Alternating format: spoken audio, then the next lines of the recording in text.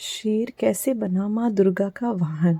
शेर के माँ दुर्गा का वाहन बनने की कहानी तब शुरू होती है जब देवी पार्वती घोर तपस्या करके भगवान शिव को पति के रूप में पाने की कोशिश कर रही थी। सालों तक तप करने के बाद माता पार्वती को भोले भंडारी अपनी पत्नी के रूप में अपना लेते हैं।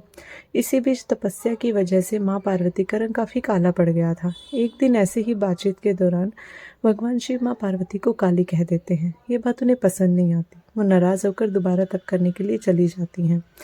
एक दिन घूमते घूमते एक शेर घोर तप कर रही माँ पार्वती के पास पहुंचा। उन्हें खाने की इच्छा से वो वहां घूमता रहा। माँ को तप में लीन देखकर शेर भी वहीं इंतजार करता रहा। देवी का इंतजार करते करते सालों बीत गए। शेर माँ पार्वती के तेज की वजह से उनके पास नहीं पहुंच पाता। कोशिश करता और असफलता हाथ लगने पर दोबारा लौटकर कोने में बैठ जाता। होते होते कई साल बीत गए। माँ के तप से खुश होकर भगवान शिव प्रकट हुए और माँ से मनचाहा वर मांगने को कहा। देवी पार्वती अपना गोरा रंग वापस चाहती हैं। भगवान ने आशीर्वाद दिया और वहाँ से चले गए। वरदान मिलते ही माँ पार्वती नहाने के लिए चली गई। नहाती उनके शरीर से एक और देवी का जन्म हुआ जिनका नाम कौशिकी पड़ा। उनके शरीर से काला रंग भी निकल गया और माँ का रंग पहले की तरह साफ हो गया। इसी वजह से माता पार्वती का नाम माँ गौरी भी रखा गया।